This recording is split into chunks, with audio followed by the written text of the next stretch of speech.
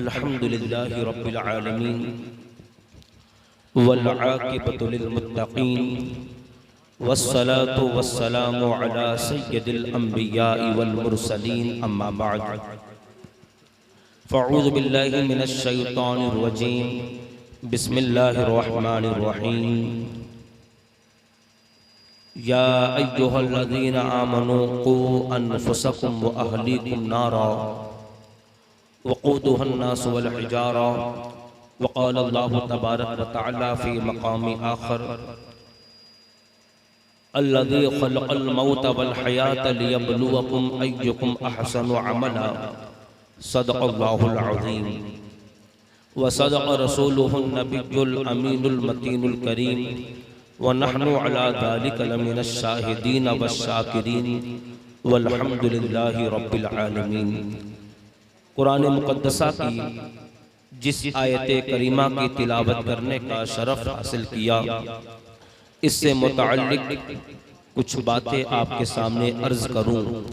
आइए हम और आप सबसे पहले आक़ाए नामदार, मदीने के ताजदार, दोनों आलम के मालिक व मुख्तार, गुलशने हस्ती की अव्वलीन फसले बहार, नाइबे परवरदिगार हुजूर नबी अकरम नूरे मुजस्सम सैयद आलम सल्लल्लाहु तआला अलैहि वसल्लम की बारगाह बेकस पनाह में दुरूदो सलाम का नजराने मोहब्बत पेश करें और पढ़ें बावाज़े बुलंद अल्लाहुम्मा सल्लि अला सय्यिदना व मौलाना मुहम्मद मुबारक वसल्लिम सलातन व सलामन अलैका या सय्यदी या रसूल अल्लाह सल्लल्लाहु तआला अलैहि वसल्लम। रामगढ़ की सरजमीन पर इस्लाह मुआशरा के हवाले से ये अजीम शान इजलास, जिसमें हम और आप आने की बरकतें हासिल कर रहे हैं, अल्लाह मेरी हाज़िरी को और आप तमामी हजरात की हाज़िरी को अपने दरबार में कबूल फरमाए। आमीन। हमारा बैठना, सुनना, सुनाना अपनी बारगाह में कबूल फरमाए। आमीन।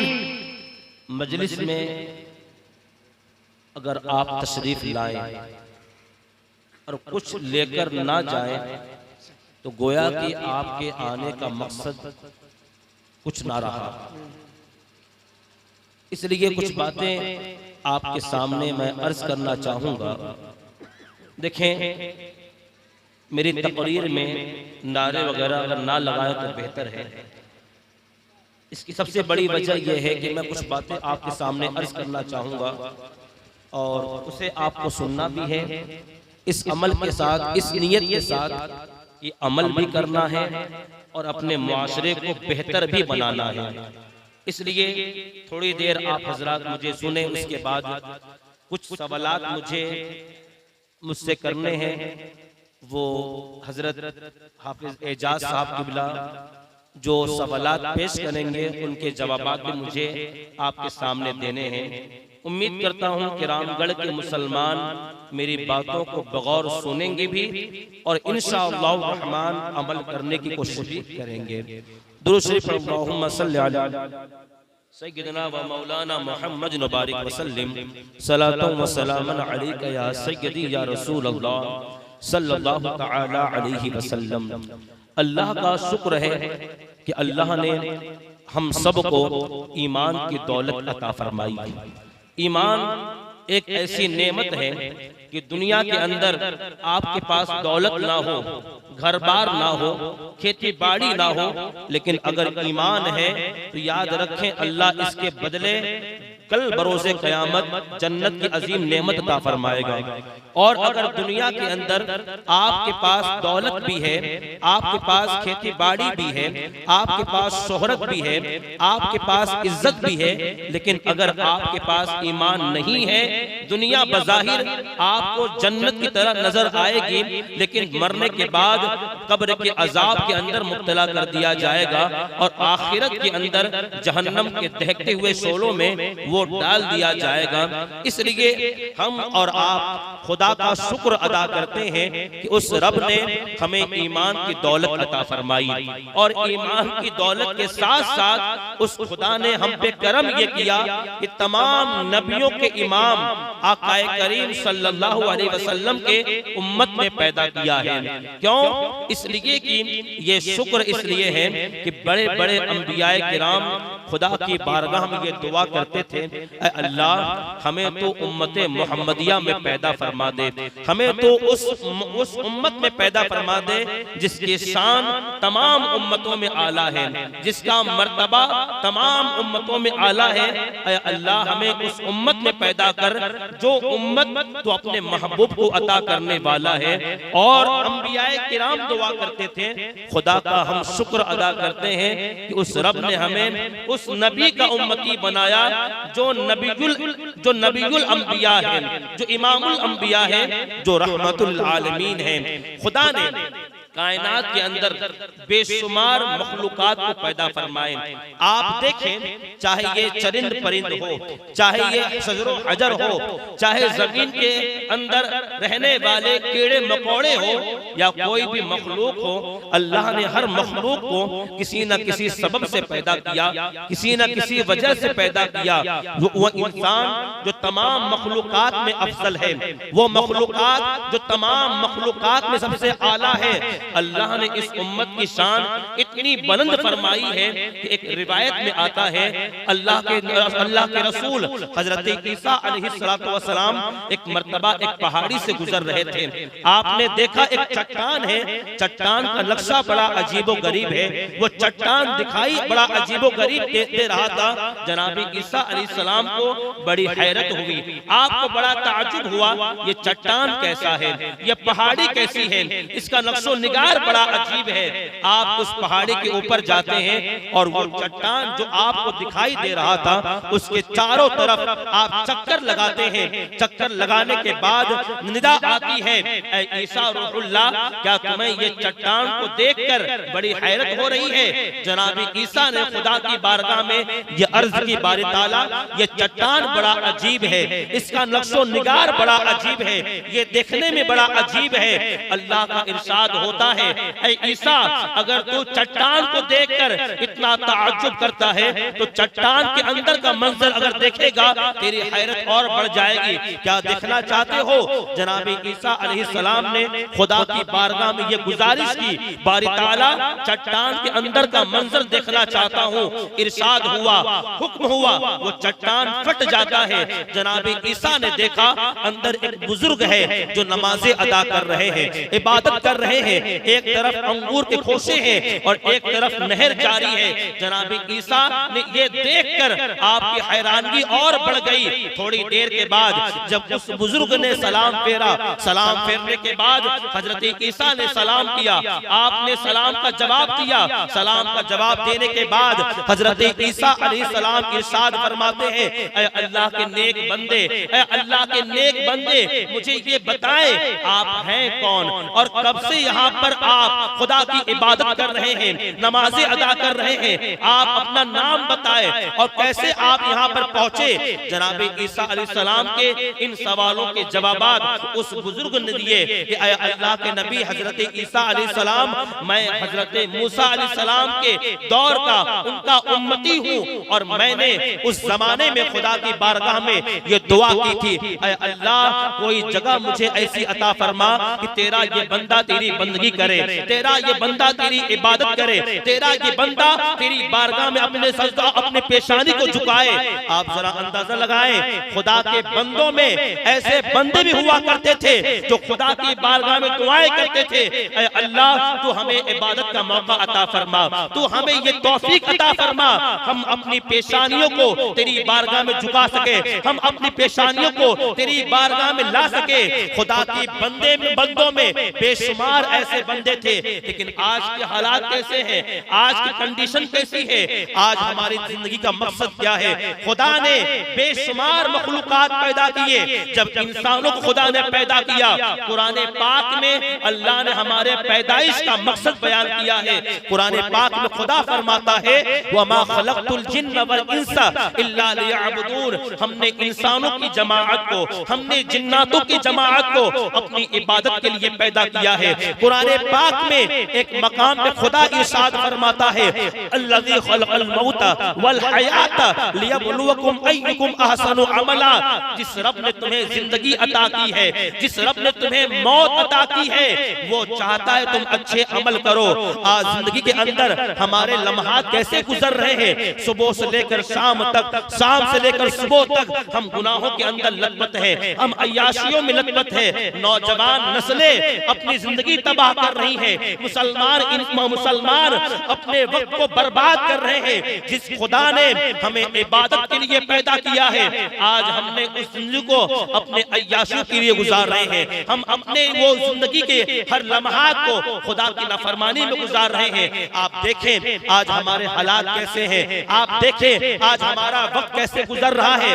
अजान हो रही है, हम चौराहे पे बैठे चाय पी रहे हैं। अजान हो रही है, हम पान पट्टी पे बैठे दुनिया के बारे में बातें कर रहे हैं। अजान हो रही है, हम अय्याशों के अड्डे आबाद कर रहे हैं। अजान हो रही है, गलियों के अंदर बैठकर हमारे नौजवान बच्चे फिल्में देख रहे हैं। अजान हो रही है, आज गलियों के अंदर हम जुआ और अय्याशियां कर रहे हैं। अजान हो रही है, हम दुनिया के अंदर मशगूल हैं। अजान हो रही है, हम अपनी जिंदगी तबाह कर रहे हैं। मेरे अजीजों, जिस खुदा ने हमें इबादत के लिए पैदा किया था, आज हमने उस इबादत को छोड़ दिया है। आज हमने उस इबादत को हफ्ते में एक मर्तबा अदा करते हैं। जुमा के दिन, जुमा के रोज हम 2 रकात अदा करने के लिए मस्जिद जाते हैं और 2 रकात खत्म होने के बाद हम ऐसे भागते हैं, हमें लगता है हमें हो क्या गया है। एक बात हमेशा याद रखना, जब एक मुसलमान का दिल बाजारों में लगे, मस्जिद में ना लगे, पान पट्टी पे लगे, मस्जिद में ना लगे, पान के अड्डों पे लगे, मस्जिद में ना लगे, तो हम और आप अपने ईमान का मुहासबा करें, हमारा ईमान कितना कमजोर हो गया है।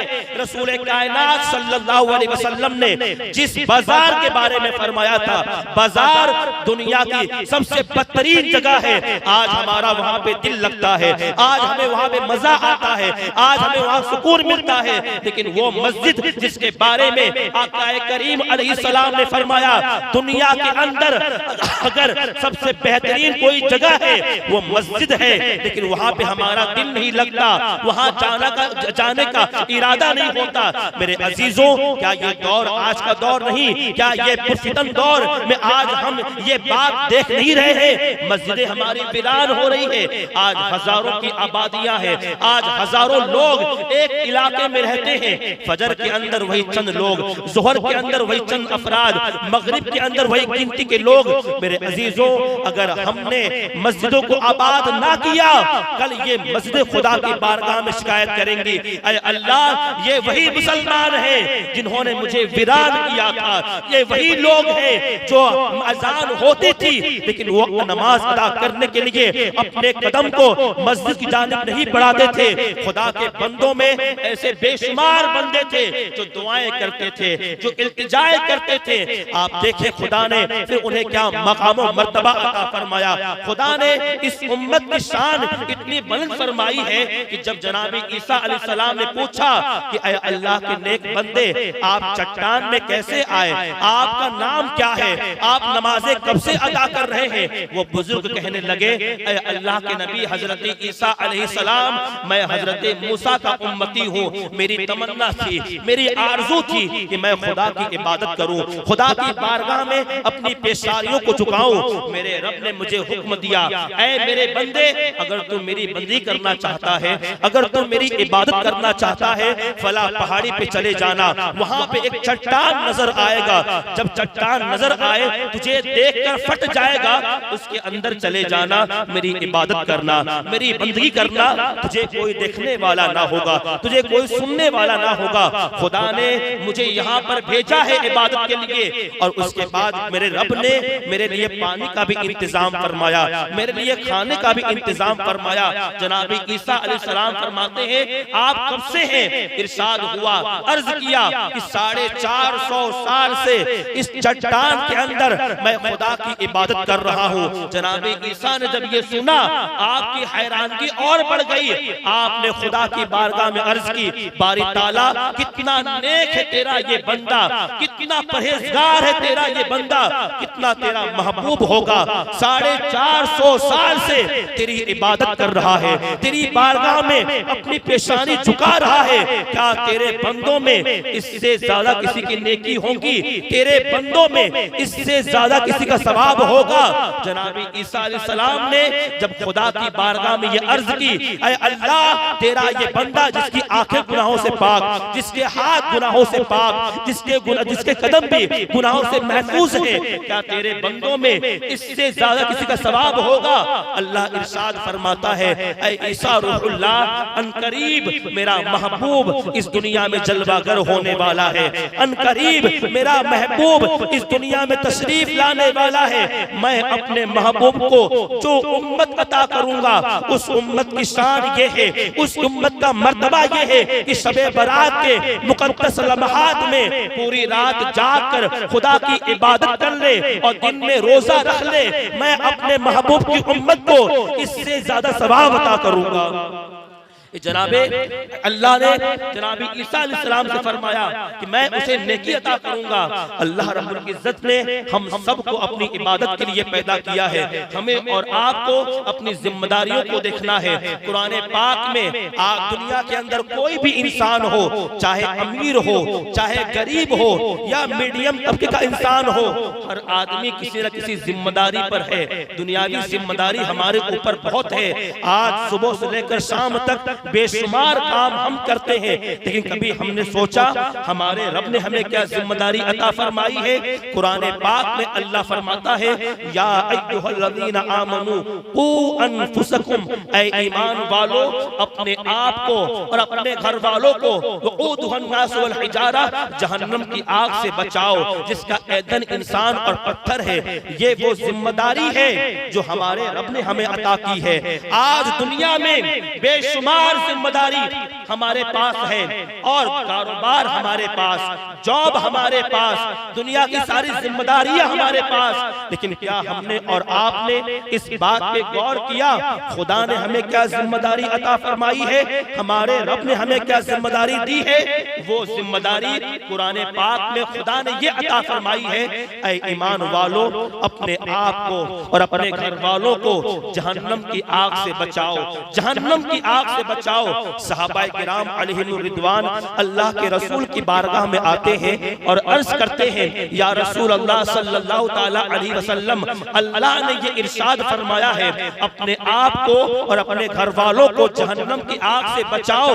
हुजूर इसका मतलब क्या है? इसका माना क्या है? रसूल कायनात सल्लल्लाहु अलैहि वसल्लम ने इरशाद फरमाया, ऐ मेरे सहाबा, जिन जिन बातों का अल्लाह उसके रसूल ने हुक्म दिया है उसे खुद भी करो, अपने घर वालों को इसका हुक्म दो, और जिन जिन बातों से अल्लाह उसके रसूल ने मना कर दिया है उससे खुद भी बचो, अपने घर वालों को बचाओ। इस तरह तुम भी जहन्नम की आग से बच जाओगे, तुम्हारे घर वाले भी जहन्नम की आग से बच जाएंगे। पता ये चला हमें जिंदगी के अंदर वो काम करना है जिसका हुक्म खुदा ने हमें अता किया है, रसूल कायनात ने हमें अता किया है।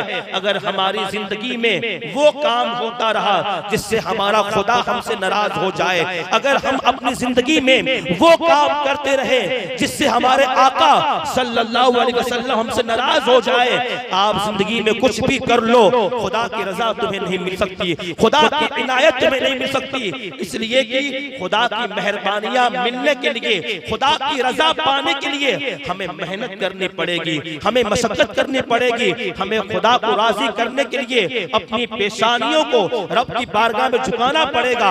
आज मुसलमानों का बेशुमार तबका बेनमाजी बनता जा रहा है। आज मुसलमानों का एक अजीम तबका नमाज से दूर होता हुआ दिखाई दे रहा है।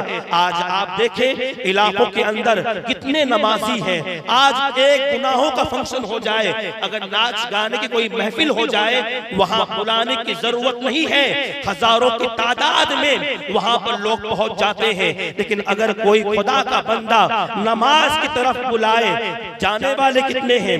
5-10 लोग नजर आते हैं। आज मुसलमानों की एक बड़ी जमात बेनमाजी बनती जा रही है, नमाज से दूर होती जा रही है। रसूल कायनात सल्लल्लाहु अलैहि वसल्लम ने जिसके बारे में ये फरमाया था, नमाज मेरी आंखों की ठंडक है, नमाज दीन का सुतून है, नमाज के जरिए गुनाहें माफ होती हैं। लेकिन आज हम उससे दूर हो गए। मैं एक बात आपको बता दूं, जब खुदा नाराज होता है किसी बंदे से, उसकी दौलत नहीं छीनता, सूरज की रोशनी उसके घर में जाना बंद नहीं करता। जब खुदा किसी बंदे से नाराज होता है, सजदों की तौफीक ले लेता है, इबादत की तौफीक नहीं देता। बेशुमार औलिया किराम ऐसे थे, अगर कोई एक कता हो जाए, अगर एक नमाज छूट जाए, वो ज़ारो कतार रोते थे, वो अल्लाह की बारगाह में तौबा करते थे। आज हमारी नमाजें पूरे पूरे हफ्ते में हम एक नमाज अदा करते हैं, वो भी जुमा की नमाज। खुदा ने 5 वक्त की नमाज हम पे फर्ज की है, लेकिन फजर की अजान होती है, जोहर की अजान होती है, असर और मगरिब की अजान होती है। हजारों का इलाका है, जाने वाले चंद लोग नजर आते हैं। आप जरा देखें अल्लाह वालों का आलम क्या था, अल्लाह वालों की शान क्या थी। अगर कोई नमाज कज़ा हो जाती, वो खुदा की बारगाह में तौबा करते थे, वो खुदा की बारगाह में रोते थे। हुजूर सदरुस शरिया अलैहिर्रहमा आप अजमेर मोहल्ला में थे, हुजूर हाफिज मिल्लत अलैहिर्रहमा आपके साथ थे। सरकार सदरुस शरिया अलैहिर्रहमा ने जोहर की नमाज अदा की। नमाज अदा करने के बाद आपको बुखार हो गया, आप बीमार पड़ गए। बीमारी इतनी ज्यादा बढ़ गई कि आपको बेहोशी तारी हो गई, यहाँ तक कि आप बिस्तर से उठ नहीं पा रहे थे, आप बेहोश हो गए। और यहाँ पर असर की नमाज आने के बाद वक्त खत्म हो गया, मगरिब की जब अजान हो रही थी, आपको होश आता है। हुजूर हाफिज मिल्लत से फरमाया, बेटे अब्दुल अजीज मुझे बताएं नमाज का कौन सा वक्त है, नमाज का कौन सा वक्त है। हुजूर हाफिज मिल्लत कहते हैं, हुजूर असर की नमाज का वक्त खत्म हो गया है, मगरिब की नमाज का वक्त शुरू है। हुजूर हाफिज मिल्लत ने जैसे ही ये कहा, आपके आंखों में आंसू आ गए, ज़ारो कतार रोने लगे। इतना रोते हैं कि आपकी दाढ़ी मुबारक आंसुओं से तर हो जाती है। हुजूर हाफिज मिल्लत ने कहा, हुजूर आखिर रोने की वजह क्या है, आप क्यों इतना रोते हैं? सरकार सदरुस शरिया अलैहिर्रहमा ने फरमाया, बेटे अब्दुल अजीज मेरी नमाज असर कज़ा हो गई है, मेरी असर की नमाज कज़ा हो गई, मैं इसलिए रो रहा हूँ। हुजूर हाफिज मिल्लत फरमाते हैं, अर्ज करते हुजूर आप बेहोश थे, आप पर बेहोशी का आलम तारी था। अगर बेहोशी में कोई नमाज कज़ा होती है, खुदा मुआखज़ा नहीं फरमाएगा, आप गुनाहगार ना होंगे।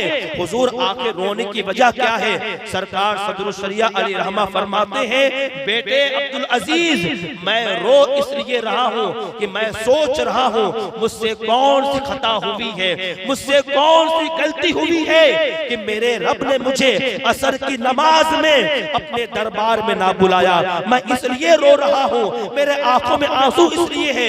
ये सोच थी अल्लाह वालों की, ये फिक्र थी अल्लाह वालों की। अगर एक वक्त की नमाज अगर कज़ा होती, वो अपना मुहासबा करते थे, अपने बारे में सोचा करते थे, अपने बारे में गौर करते थे, मुझसे कोई खता तो ना हुई, मुझसे कोई लग़्ज़िश तो ना हुई, मुझसे कोई गुनाह तो ना हुआ कि मेरे रब ने मुझे अपने दरबार में ना बुलाया।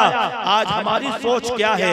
ना फजर हमारे पास, ना ज़ुहर हमारे पास, ना मगरिब इशा हमारे पास, उसके बाद भी हम अय्याशियां कर रहे हैं, उसके बाद भी हम रो रहे हैं। आज आलम ये है, गुनाह करने के बाद हमें गुनाहों का एहसास नहीं, गुनाह करने के बाद हम तो ऐसे जीते हैं, ऐसा लगता है हमें मरना ही नहीं है।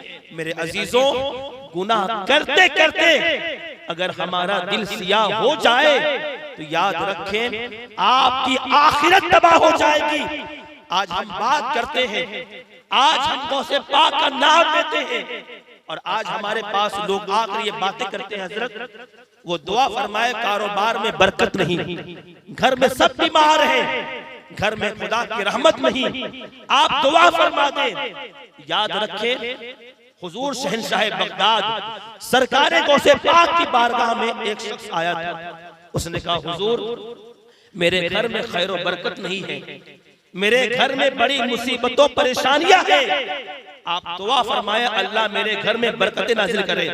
हुजूर मैं बड़ा परेशान हूँ, मेरे घर में बरकत नहीं हो रही है।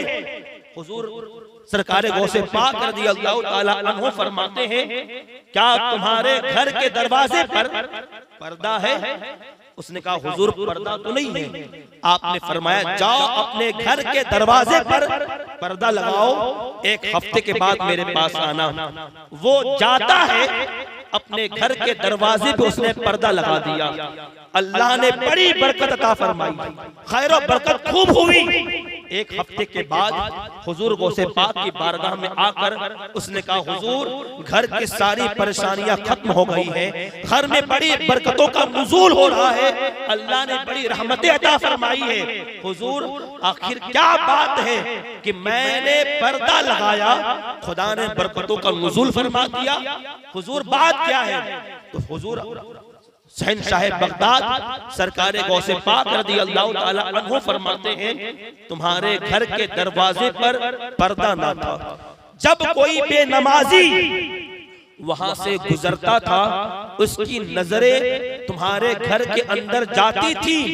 जब कोई बेनमाजी किसी घर को देखे, उस घर में खुदा की रहमतों का नुज़ूल नहीं होता है, उस घर में खैर और बरकत नहीं आती। जब एक घर में बेनमाजी देख ले, उस घर में खैर और बरकत ना आए, तो जिस घर में बेनमाजी रहता हो, जिस घर के अंदर पूरा का पूरा घर बेनमाजी हो, उस घर में कैसे बरकत आ सकती है? उस घर में कैसे रहमत आ सकती है? मेरे अजीजों, अगर अपने घर में खुदा की रहमत लाना चाहते हो, अपने घर में खुदा की बरकतें लाना चाहते हो, पूरे घर को नमाजी बनाओ, वो पूरे घर को गुनाहों से बचाओ। फिर देखो अल्लाह जिंदगी में कितना सुकून अता फरमाता है। आज सुकून खत्म हो रहा है, वजह यह है हम अपनी नमाज से दूर हैं, हम अपनी इबादत से दूर हैं। मेरे अजीजों, ये खुदा की रहमत है। जब खुदा का बंदा होता है, खुदा उसका होता है और खुदा अपनी रहमतों का नुज़ूल फरमाता है। आप देखें, बड़े बड़े औलिया किराम, ये दौलत कोई शय नहीं है, ये घर बार कोई शय नहीं है, दुनिया की हर चीज दुनिया के अंदर रह जाएंगी और साथ आपके जो चीज जाने वाली है वो आपकी अपनी इबादत होगी, वो नमाजें होंगी, वो इबादत होगी, वो सवाब होगा, वो नेकियां होंगी। अगर आपके पास सब कुछ है, आपके पास दौलत है, आपके पास शोहरत है, आपके पास इज्जत है, लेकिन अगर आपके पास इबादत नहीं, कभी खुदा को आप पा नहीं सकते। कुर्बे खुदा बंदा उसी वक्त पाता है जब बंदा खुदा की जानिब अपने कदम को बढ़ाता है। कुर्बे खुदा बंदा उसी वक्त पाता है जब बंदा अपने कदम को खुदा की जानिब बढ़ाता है, और अगर ना बढ़ाए तो खुदा का कुर्ब उसे कभी नहीं मिल सकता। आज इंसान अगर दौलत कमा ले तो वो ये समझता है सब कुछ मुझे मिल गया, सब कुछ तुम्हें बज़ाहिर मिल गया, लेकिन खुदा की रजा जब तक ना मिले तुम्हें कुछ ना मिला। आप अल्लाह वालों को देखें, दो अल्लाह के वली ऐसे हैं जिन्होंने अपने खुदा को पाने के लिए उन्होंने हुकूमत को ठोकर मारी। एक नाम आता है हजरत मखदूम अशरफ सिन्ना का और दूसरा नाम आता है हजरत इब्राहिम बिन अदहम का। जनाब इब्राहिम बिन अदहम अल्लाह के बहुत बड़े वली हैं, ऐसे वली हैं इनकी बारगाह में बड़े बड़े औलिया किराम दुआएं करने की, दुआएं लेने के लिए आया करते थे। ऐसा मर्तबा खुदा ने अता फरमाया। लेकिन आपको मैं बताऊं, ये विलायत का मर्तबा, ये खुदा की महबूबियत उन्हें कब नसीब हुई? खुदा ने उन्हें बादशाह अता की थी, बल्ख के बादशाह थे और आपके पास इबादतों का जखीरा ना था। आप बादशाह थे, बल्ख के बादशाह, हुकूमत आपके पास, रियाया आपके पास, सल्तनत आपके पास, दौलत आपके पास, फौज आपके पास, सारी चीजें आपके पास थी। एक मर्तबा अपने बिस्तर पे सो रहे थे। एक रिवायत में आता है कि जब हजरत इब्राहिम बिन अदहम बिस्तर पे सोते थे तो सोने से पहले गुलाब की पत्तियां 100 किलो बिस्तर पे रखा जाता, फिर गद्दे बिछाए जाते, उसके ऊपर आप सोते थे। एक रिवायत में ये आता है जनाब इब्राहिम बिन अदहम बादशाह हैं, एक मर्तबा अपने बिस्तर पे सो रहे थे, छत पर किसी के दौड़ने की आवाज आई। बादशाह की नींद में खलल पैदा हुआ। कौन है जिसने मेरे नींद में खलल पैदा किया? बादशाहों का फैसला बड़ा अजीब होता है। जब आंख खुली, नींद में खलल पैदा हुआ तो अपने दरबारियों के पास आते फरमाते, कौन है जो छत पर गया है? सबने कहा, हुजूर हम तो दरवाजे पर खड़े हैं, अभी तक कोई अंदर आया नहीं और अंदर आने के लिए उसको मुश्किलों का सामना करना पड़ेगा, छत पर कोई नहीं गया। वापस आप अपने बिस्तर पे जाते हैं और सो जाते हैं। थोड़ी देर के बाद जब आंख लगी तो कोई फिर आवाज आई, छत पे कोई दौड़ रहा था, आवाज आती है, आंख खुल गई। उसके बाद आप गुस्से की हालत में छत पर गए, देखा एक नौजवान है जो दौड़ रहा था, जो भाग रहा था। जनाब इब्राहिम बिन अदहम कहते हैं, ऐ नौजवान मेरे छत पर क्या कर रहा है? उस नौजवान ने कहा, बादशाह मेरा ऊंट गायब हो गया है, वो तलाश कर रहा हूं। जब बादशाह ने ये जवाब सुना ना तो गुस्सा और बढ़ गया। क्यों? इसलिए कि छत ऊंट तलाश करने की जगह नहीं है। ऊंट अगर तलाश करना है, बंदा जंगल में चला जाए, मैदानों में चला जाए, बयाबान में चला जाए। आपको जब ये जवाब मिला, बादशाह मेरा ऊंट गायब हो गया है, मैं वो तलाश कर रहा हूं, गुस्सा और बढ़ गया। जनाब इब्राहिम बिन अदहम गुस्से की हालत में फरमाते हैं, ऐ नौजवान क्या तुझे तेरा ऊंट मेरे छत पर मिलेगा? क्या तुझे तेरा ऊंट मेरे छत पर मिलेगा? उस नौजवान ने कहा, बादशाह अगर मुझे मेरा ऊंट आपके छत पर नहीं मिल सकता तो नरम नरम बिस्तर पे सोने से आपको खुदा भी नहीं मिल सकता। इतना सुनना था। जनाब इब्राहिम बिन अदहम कहते हैं, मेरी दुनिया ही बदल गई, मेरी दुनिया ही बदल गई कि अगर आपके छत पर मुझे मेरा ऊंट नहीं मिल सकता तो नरम नरम बिस्तर पे सोने से आपको कभी खुदा भी नहीं मिल सकता। रोते हुए अपने महल में आते हैं, फरमाते हैं, इब्राहिम जिस सल्तनत के जरिए तुझे खुदा ना मिल पाए, जिस दौलत के जरिए तुझे खुदा ना मिल पाए, जिस हुकूमत के जरिए तुझे खुदा ना मिल पाए, तुझे ऐसी हुकूमत की जरूरत नहीं होनी चाहिए, तुझे ऐसी दौलत की जरूरत नहीं होनी चाहिए, तुझे ऐसी सल्तनत की जरूरत नहीं होनी चाहिए। फजर की नमाज अदा करते हैं, हुकूमत को ठोकर मार दी और जंगल की तरफ निकल गए। जंगलों में नमाज अदा करते रहे, रोजा रखते रहे, जिक्रो अस्कार करते रहे। वो जनाबी इब्राहिम बिन अदहम जो कल तक बल्ख के बादशाह थे, सवारी भी शाही, खाना भी शाही, मकान भी शाही, बिस्तर भी शाही, लेकिन आज जब खुदा का कुर्ब पाने के लिए उन्होंने सल्तनत को ठोकर मारी, हुकूमत को ठोकर मारी, दौलत को छोड़ दिया और जंगलों में जब चले गए पत्ते खाते थे, दरिया का पानी पीते थे, कोई ईंट अगर मिल जाता उसे तकिया बनाकर सोते थे, पूरी पूरी रात नमाजें अदा करते थे, दिन में रोजा रखते थे, कई सालों तक इबादत करते रहे। खुदा उनसे राजी हो गया, खुदा ने उन्हें विलायत का मर्तबा अता फरमा दिया। विलायत का मर्तबा, जब वो अल्लाह के वली बने, विलायत का मर्तबा खुदा ने अता किया, तो कई सालों के बाद एक मर्तबा दरिया के पास बैठे थे, गोदड़ी सी रहे थे, गोदड़ी सी रहे थे।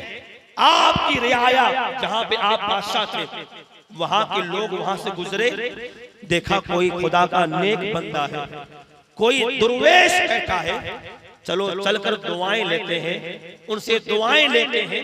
जब लोग आपके पास आए तो देखा ये तो इब्राहिम बिन अदहम है, ये तो हमारे बादशाह हैं। तो उनसे कहा हुजूर वो तख्त आज भी आपके लिए खाली है, वो जगह आज भी आपका इंतजार कर रही है, आप चले और बादशाहत करें। जनाब इब्राहिम बिन अदहम कहते हैं अब मुझे ऐसी हुकूमत की जरूरत नहीं है जो आज है कल खत्म होने वाली है। मैंने अपने रब के लिए, मैंने अपने रब को पाने के लिए हुकूमत को ठोकर मारी थी, मेरे रब ने आज मुझे वो हुकूमत अता फरमाई है जो आज भी है, कयामत तक रहने वाली है। कहा हुजूर बात समझ में ना आई। आप फरमाते हैं कि मेरे रब ने मुझे इंसानों पर भी हुकूमत अता फरमाई है और जानवरों पर भी हुकूमत अता फरमाई है।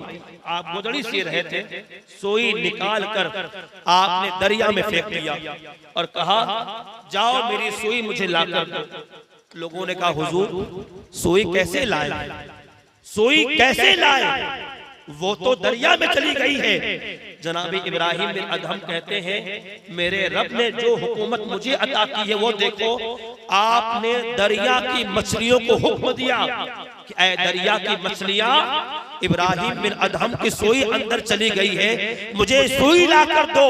सारी मछलियां जमा होती हैं और आपके दरबार में आपकी सुई पेश करती है, सुई पेश करती है।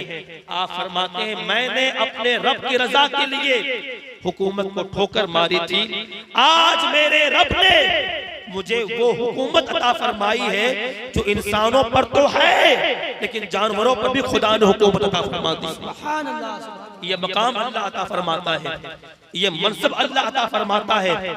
जब बंदा नमाज़ें पढ़े, जब बंदा इबादत करे, जब बंदा नेकियां करे, जब बंदा खुदा की बारगाह में अपनी पेशानी को झुकाए। लेकिन आज हमारी हालत कैसी है, आज हमारी कैफियत कैसी है। आज महफिले मिलादे मुस्तफा में ऐसा लगता है हमारे दिल में कितनी मोहब्बत है हुजूर की, हम हुजूर के लिए अपनी जान, अपना माल, सब कुछ कुर्बान करने के लिए तैयार हैं। लेकिन यहाँ से उठने के बाद बेनमाजी हम नजर आते हैं, गीबत हमारे अंदर नजर आती है, चुगली हमारे अंदर नजर आती है, आपस में दुश्मनी हमारे अंदर नजर आती है। मेरे अजीजों, खुदा का कुर्ब अगर पाना है, खुदा की रजा अगर पानी है, सरकार की इनायतें अगर पानी है, कुछ तो हम मेहनत करें, अपने कदम को नेकी की तरफ बढ़ाएं, अपने कदम को हम मस्जिद जानिब बढ़ाएं, हम कुछ तो मेहनत करें। आज नौजवान नस्लें अपनी जिंदगी बर्बाद कर रही हैं, नौजवानों को पता ही नहीं ये जवानी किस लिए दी गई है। ये जवानी अय्याशियों के लिए नहीं दी गई कि हम अपनी जवानी को अय्याशियों में गुजारें। ये जवानी इसलिए नहीं दी गई कि हम चौराहे पे बैठकर अपनी निगाहें नपाक करें। ये जवानी इसलिए नहीं दी गई कि हम रात की तन्हाई में गंदी फिल्में देखकर अपनी निगाहों को नपाक करें। ये जवानी इसलिए दी गई है ताकि बंदा खुदा की बारगाह में आकर खुदा की महबूबियत को हासिल कर ले, खुदा का कुर्ब हासिल कर ले, इसलिए ये जवानी दी गई है। आज गुनाहों की, आज पूरे मुआशरे में गुनाहों का सैलाब क्यों आता है? आज पूरी कौम गुनाहों में लतपत क्यों है? आज आप देखें आलम यह है कि हम गुनाह को गुनाह भी अब तस्वुर नहीं करते। एक जमाना था कि छोटे बच्चे अपने माँ बाप से छुप छुप कर फिल्में देखने के लिए जाया करते थे, और अगर माँ बाप को पता चल जाए कि बच्चा फिल्म देखने के लिए गया, उसे मार पड़ती थी, उसे बहुत सख्त सजाएं दी जाती थी। लेकिन आज का मुआशरा इतना अजीबो गरीब हो गया कि आज हम गुनाह को गुनाह भी नहीं समझते। शादियों की हालत आप देख लें, एक सुन्नत है, सुन्नते निकाह। निकाह किसका नाम है? दो गवाहों के सामने इजाबो कबूल हो जाए, ये निकाह मुनक्किद हो जाता है। लेकिन आज शादियों के अंदर हमने ऐसे ऐसे खुराफात पैदा कर लिए हैं, आज ऐसी ऐसी रस्में हमने बना ली हैं। आज शादियों में नाच गाना डीजे इतना आम हो गया है कि आने वाला बंदा, डीजे लगाने वाला बंदा कोई भी उसे गुनाह तसव्वुर नहीं करता, कोई गुनाह तसव्वुर नहीं करता। कभी आपने सोचा ये गाना बजाना अल्लाह के नजदीक इतना नापसंदीदा है, अगर आप इसी हरकतों में मर गए तुम्हारी आखिरत तबाह बर्बाद हो जाएगी। एक बंदा जो अपने इलाके में डीजे लाता है, गाने का एहतमाम करता है, यहाँ तक कि लोग वहां पर नाच गाने करते हैं, उसे देखकर दूसरे ने किया, उसको देखकर तीसरे ने किया, पूरे मोहल्ले का अजाब, पूरे मोहल्ले का गुनाह जिस पर आएगा वो बंदा होगा जिसने शुरुआत किया। कभी किसी ने सोचा आज चाहे बारात हो चाहे वलीमा हो, हमने डीजे और गाने को इतना आम कर दिया है कि हमने गुनाह को गुनाह ही नहीं समझा। मेरे अजीजों, ये वो अमल है जिसकी बुनियाद पर अल्लाह के रसूल सल्लल्लाहु अलैहि वसल्लम हमसे कभी राजी ना होंगे, कभी राजी ना होंगे। आज हम नारे लगाते हैं गुलाम ये रसूल में मौत भी कबूल है। आप मौत कबूल से आप वो मौत कबूल करने से पहले हमें ये करना चाहिए, गुलाम ये रसूल में नमाज पढ़ना कबूल है, गुलाम ये रसूल में दाढ़ी रखना कबूल है, गुलाम ये रसूल में गाना घरों के अंदर नाच गाना छोड़ देना कबूल है, गुलाम ये रसूल में हम झूठ से बचेंगे, गुलाम ये रसूल में हम नमाजों का एहतमाम करेंगे, गुलाम ये रसूल में खुद भी नमाजी बनेंगे, दूसरों को नमाजी बनाएंगे, गुलाम ये रसूल में हम अपने नबी की मोहब्बत को आम करेंगे, गुलाम ये रसूल में अपने घरों में मिलाद करेंगे, गुलाम ये रसूल में अपने घरों में नाच गाने का एहतमाम नहीं करेंगे बल्कि महफिल मिलाद मुस्तफा का एहतमाम करेंगे। कभी ये सोच पैदा करें, कभी ये फिक्र पैदा करें। लेकिन आज हम नारे लगाते हैं गुलाम ये रसूल में मौत भी कबूल है। मेरे अजीजों, ये झूठे नारे हमें सिर्फ झूठ की तरफ ले जा रहे हैं, हमें अपने लिए कुछ करना है। आज अगर मुआशरे में सबसे ज्यादा गुनाहों का सैलाब है, घर घर के अंदर गुनाह हो रहे हैं, इसके सबसे बड़ी वजह यह है कि हमने अपने मुआशरे को, हमने अपने बच्चों की तरबियत ना की है। आज तरबियत का माहौल हमारे घरों में खत्म होता जा रहा है। आज हमारे बच्चे फिल्में देखते हैं, आज हमारे बच्चे गाने सुनते हैं, ना कोई बोलने वाला है, ना कोई तरबियत करने वाला है, ना कोई बताने वाला है बेटा तुझे करना क्या है। और आलम यह है हमारी पूरी कौम मुसलमानों की मजहब इस्लाम की तालीमात से दूर हो चुकी है। पूरी कौम आज हमारे पास है क्या? ना नमाज का तरीका हमारे पास है, ना वजू का तरीका हमारे पास है। अरे आलम यह है कि 50-50 साल की हमारी उम्र हो गई है, लेकिन हमें नहाने का तरीका तक नहीं पता, हमें वजू का तरीका तक नहीं पता। बस हम कहाँ जी रहे हैं, हम कहाँ जा रहे हैं, हमें ऐसा लगता है मरना ही नहीं है। आज हमारी पूरी कौम मुस्लिम अपने मजहब की तालीम से इतनी दूर हो चुकी है कि नमाज अदा करने का तरीका भी उसे पता नहीं।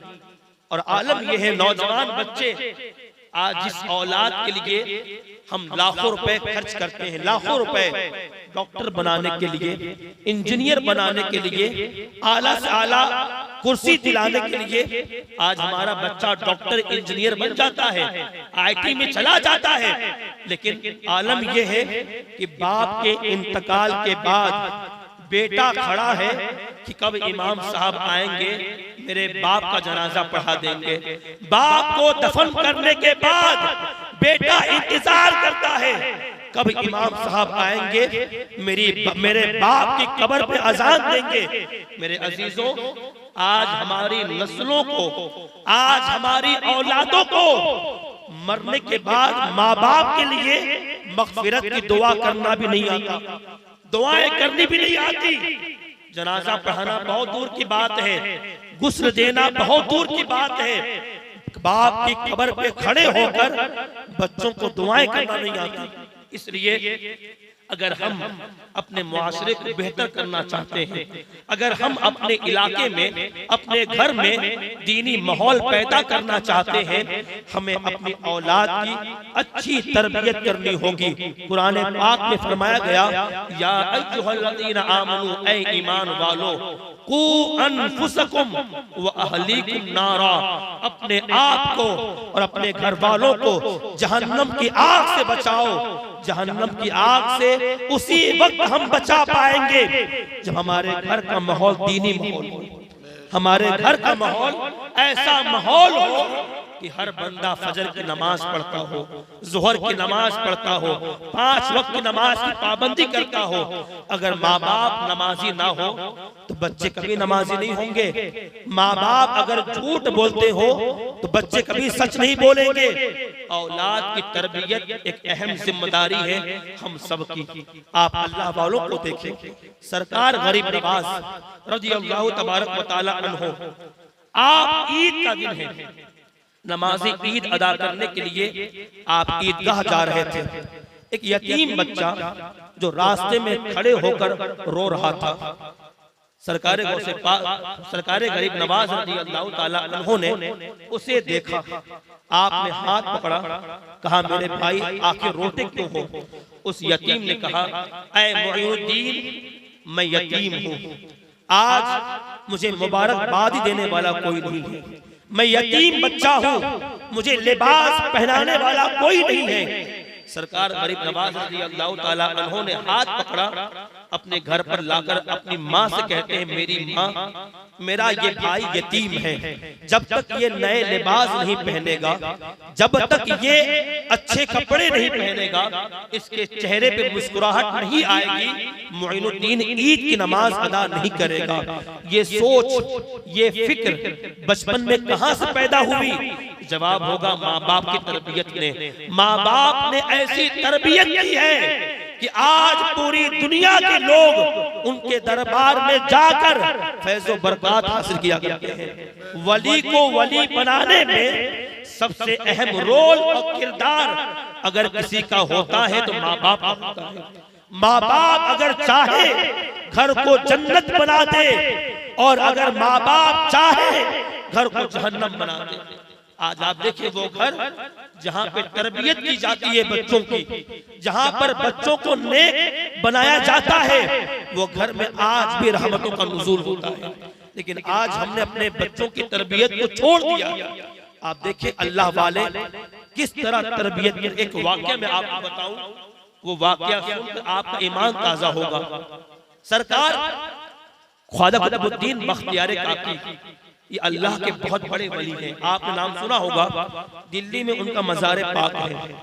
हज़रत सैयदना ख्वाजा कुतुबुद्दीन बख्तियार काकी अल्लाह के ऐसे वली कामिल हैं जिनकी बारगाह में आज भी पूरी दुनिया जाकर फैज़ हासिल किया करती है।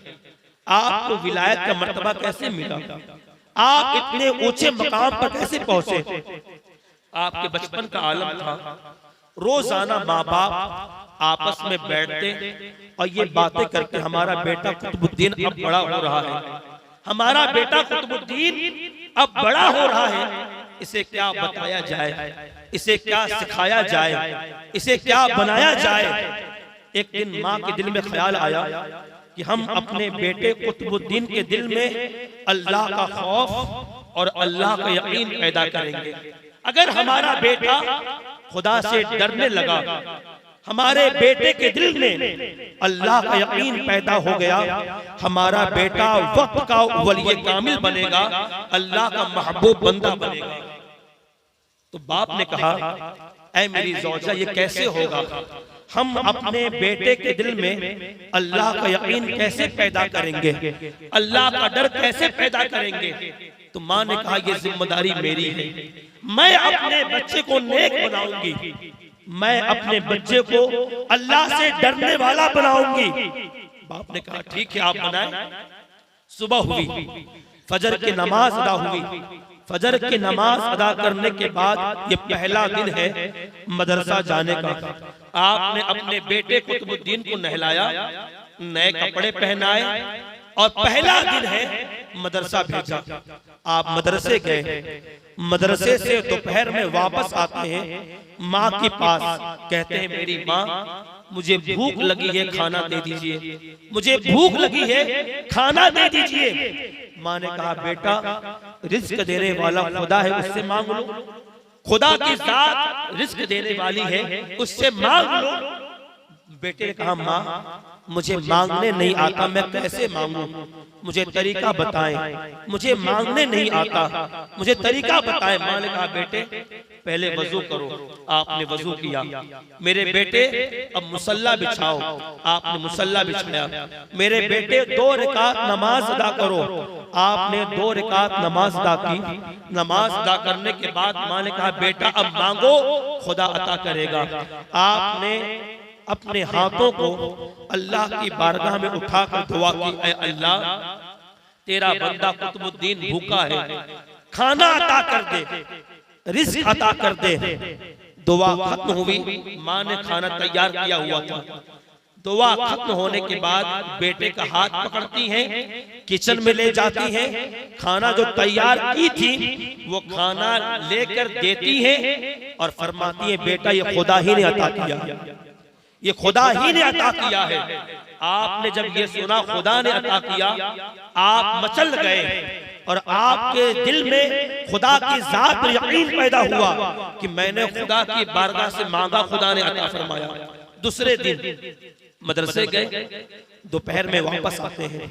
आने के बाद माँ से कहते हैं माँ मुझे भूख लगी है, खाना दे दीजिए। माँ ने कहा बेटा देने वाली जात खुदा की है, खुदा से मांगो, कल ही तो बताया था।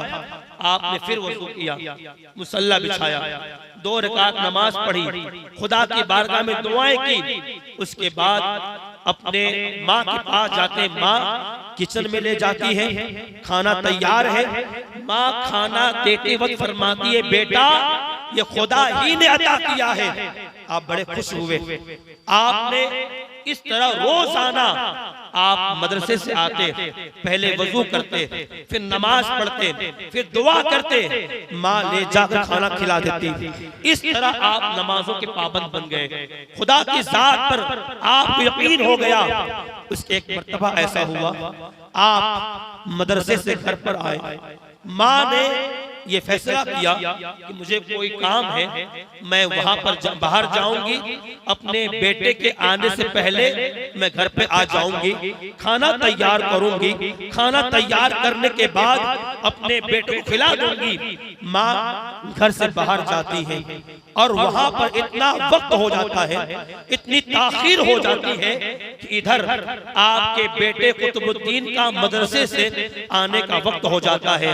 माँ हैरान है, माँ परेशान है, माँ अल्लाह की बारगाह में रो रो कर दुआएं कर रही है, ऐ अल्लाह बड़ी मुश्किलों के साथ मैंने अपने बेटे के दिल में तेरा यकीन पैदा किया है, तेरा खौफ पैदा किया है। आज अगर मेरा बेटा मदरसे से आएगा, वजू करेगा, नमाज पढ़ेगा, दुआएं करेगा और जहां पर मैं खाना खिलाती हूँ वहां पर खाना खाने के लिए जाएगा, अगर उसे खाना ना मिला, कहीं ऐसा ना हो उसके दिल से तेरा यकीन चला जाए, उसके दिल से तेरा खौफ चला जाए। माँ अल्लाह की बारगाह में रो रो कर दुआएं कर रही है, रो रो कर इल्तिजाएं कर रही है। माँ ने जब दुआ खत्म की, अंधेरा हो गया, शाम का वक्त हो गया, रोते रोते माँ अपने घर पे आती है। दरवाजा खोला, खोलने के बाद देखा बेटा सो रहा है। पहले खाना तैयार करती है, खाना तैयार करने के बाद अपने बेटे के पास आती है, पेशानी को बोसा लेती है, फरमाती है बेटा चलो खाना तैयार है, खाना खा लो। बेटे ने कहा माँ कैसा खाना और आपकी आंखों में आंसू क्यों है? माँ ने कहा बेटा मैंने खाना तैयार कर दिया है, चलो खाना खा लो। आपने अपनी माँ से कहा माँ मैंने खाना खा लिया, मैंने खाना खा लिया। माँ ने कहा बेटा कहाँ खाए, किसने दिया, कैसे खाए? आपने कहा माँ आप ही ने तो बताया था कि जब मदरसे से आया करो पहले वजू करो, नमाज पढ़ो, दुआ करो, अल्लाह रज़्ज़ाक है, दुआ करो अल्लाह अता करेगा। मैं मदरसे से आया, घर पे आप ना थी, मैंने वजू किया, नमाज पढ़ी, उसके बाद दुआएं की, और जहां पर आप मुझे खाना खिलाती थी वहीं पर जाकर मैंने खाना खा लिया। लेकिन माँ, आज एक बात आपसे कहूंगा, रोजाना जो खाना आप खिलाती थी उसका मजा अलग था, लेकिन आज जो खाना मैंने खाया है उसका मजा ही अलग था। माँ ने कहा, बेटा रोजाना जो तुम खाते थे वो मैं खुद तैयार करती थी, और आज जो तुमने खाया है वो खुदा ने तुम्हारे लिए जन्नत से भेजा हुआ था।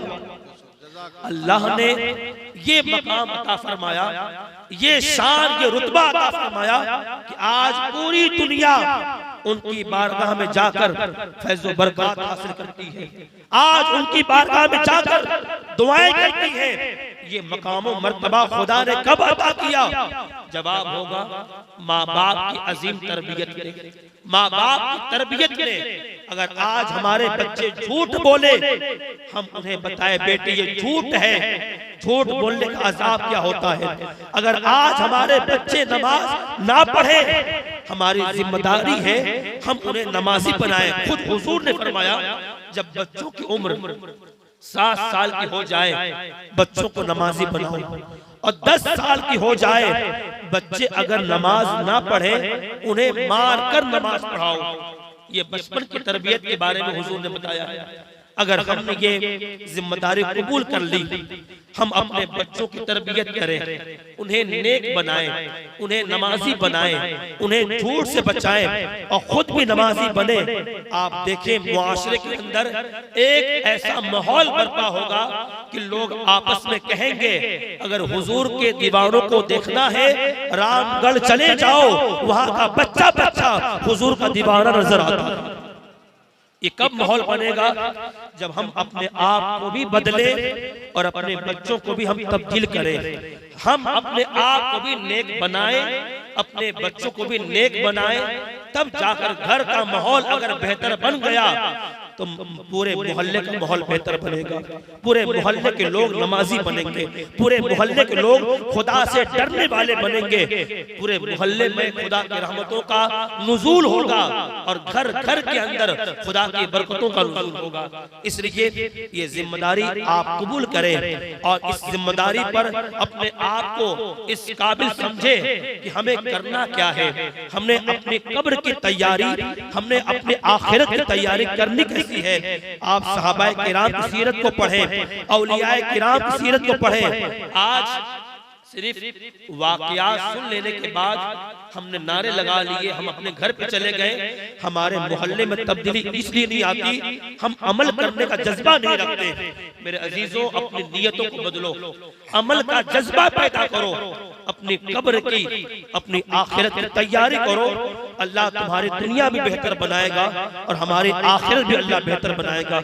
अल्लाह रब्बुल इज्जत हम सबको नेक बनने की तौफीक अता फरमाए और हमें अपनी औलाद की अच्छी तरबियत करने की तौफीक अता फरमाए।